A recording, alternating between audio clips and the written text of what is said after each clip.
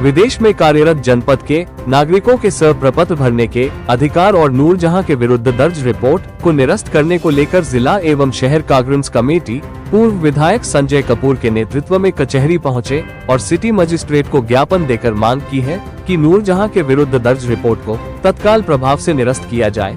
संबंधित block supervisor एवं निर्वाचन कर्मियों को स्पष्ट दिशा निर्देश प्रदान किए जाएं, ताकि भविष्य में किसी भी निर्दोष नागरिक को अनावश्यक मानसिक व प्रशासनिक परेशानी न उठानी पड़े और विदेश में कार्यरत नागरिकों के मतदान अधिकार एवं प्रक्रिया के संबंध में कर्मियों को संवेदनशील व स्पष्ट रूप से अवगत कराया जाए। इस मौके पर जिला अध्यक्ष प्रमिल कुमार शर्मा, निक्कू पंडित, शहर अध्यक्ष बाकर अली खां, साहिर रजा खां, ताहिर अंजुम, शारिब अली खां, नोमान मुमताज खां, मोइन खां पठान, फरीद खां, वारिस मियां, कपिल चौधरी, जमील मियां, फरीद खां, शकील मंसूरी, सरताज सैफी, दिलबाग सिंह वगैरह मौजूद थे। मुद्दे पर को लेकर आए हैं जो हमारी राय में असंवैधानिक है। जिस तरीके से महिला के ऊपर मुकदमा लिखा गया है, जो बच्चे बाहर नौकरी के कमाने के उद्देश्य से गए हुए थे, बाहर के नागरिक नहीं थे, और SIR जो चल रहा है उस प्रक्रिया के तहत उन्हें उनकी परिवार के किसी व्यक्ति को फॉर्म भरने का अधिकार था, तो उसकी मां ने फॉर्म भरा था। जिस तरीके से अलोकतांत्रिक तरीके से मुकदमा लिखा गया, उसको मुकदमे को वापस लेने के लिए हमारा कांग्रेस जिला और शहर कांग्रेस कमेटी के नेतृत्व में प्रतिनिधिमंडल आया है। DM साहब को ज्ञापन देगा और इस तरीके से जो लोकतंत्र की हत्या करने का काम किया जा रहा है, न्याय और अत्याचार दोहराव के खिलाफ ज्ञापन दिया जा रहा है, उसमें हमें पूरा विश्वास है कि इसमें हमें न्याय मिलेगा और जो मुकदमा लिखा गया है असंवैधानिक तरीके से उसको वापस लेने का काम DM साहब से हमने आग्रह किया है ज्ञापन के माध्यम से वापस किया। तो क्या आश्वासन मिला आपको? अभी हम DM साहब से मिलने जा रहे हैं, वो शायद DC में। विधायक जी, SIR में जो प्रक्रिया हुई है उसमें जो FIR हुई है, तो उसको लेके जल्दबाजी नहीं मान रहे प्रशासन की कि इसमें जल्दबाजी में मुकदमा कायम हुआ? देखिए, बिल्कुल ऐसा, या तो आप उसकी पहले जांच कराते। अगर वो दूसरे देश के नागरिक होते तो बात समझ में आती। वो नागरिक हिंदुस्तान के हैं। क्या हिंदुस्तान का नागरिक अगर कहीं बाहर नौकरी करने चला जाएगा तो उसकी नागरिकता खत्म हो जाएगी?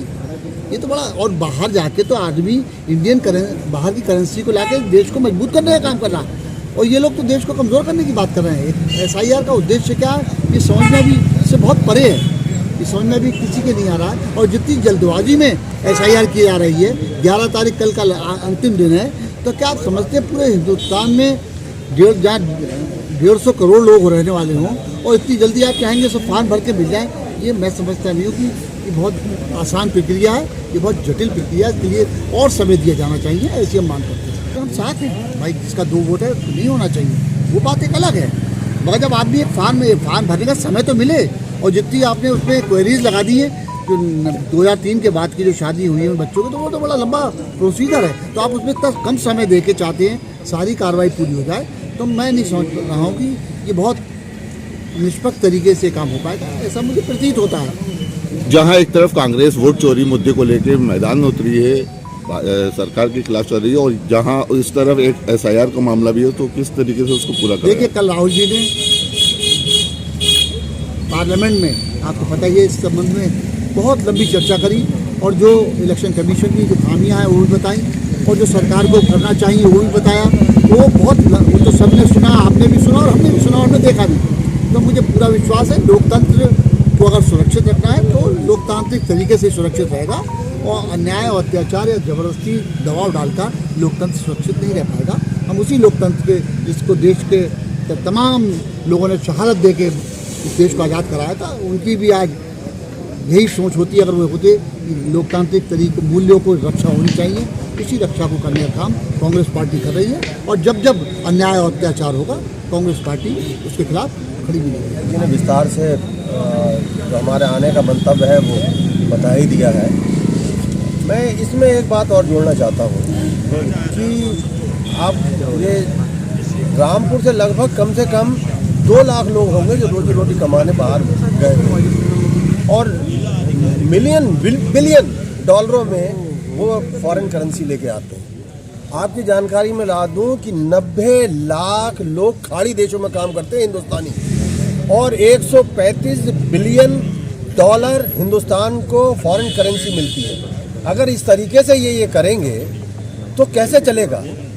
क्या ये चाहते हैं कि लोग बाहर विदेशों की नागरिकता कबूल कर लें, जैसे नीरव मोदी भाग गया और लोग दीगर लोग भाग गए, मेहुल चौकसी भाग गया, वो विजय माल्या भाग गया, ऐसे ही लोग भाग जाएं? अरे वो तो लोग, ये लोग तो कमा के लाके आपका घर भर रहे हैं। और रामपुर जैसी जगह में जहां सिर्फ एक ही पैसा आता है जो सर्कुलेट होता है पूरे मार्केट में, वो है गल्फ का पैसा। क्योंकि हर घर से, हर परिवार से कोई ना कोई व्यक्ति गल्फ में नौकरी कर रहा है। और जो यहाँ तो कारोबार ही नहीं है भाई, यहाँ के नेताओं ने कारोबार छोड़े ही नहीं।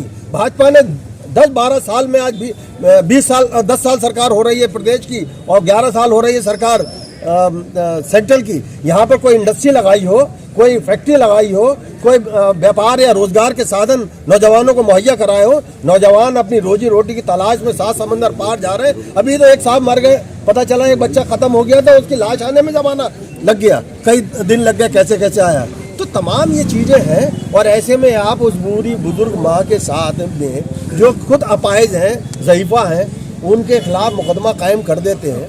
भाई ये बिल्कुल असंवैधानिक तो है ही है, लेकिन मानवीय मूल्यों के ऊपर आधार पर भी कहीं खरा नहीं उतरता है। हमारा निवेदन है जिला प्रशासन से कि उनका मुकदमा वापस लिया जाए और ऐसे किसी भी व्यक्ति के खिलाफ जब तक ये तथ्य सामने ना आ जाए कि वो कहीं डुअल उसकी नागरिकता है, दोनों जगह की नागरिकता ले रखी है या नागरिकता बाहर की ले रखी है, उसकी जांच करा लें, उसके पासपोर्ट की जांच करा लें, उसके बाद इनमें ही कोई कानूनी लीगल कार्रवाई करें।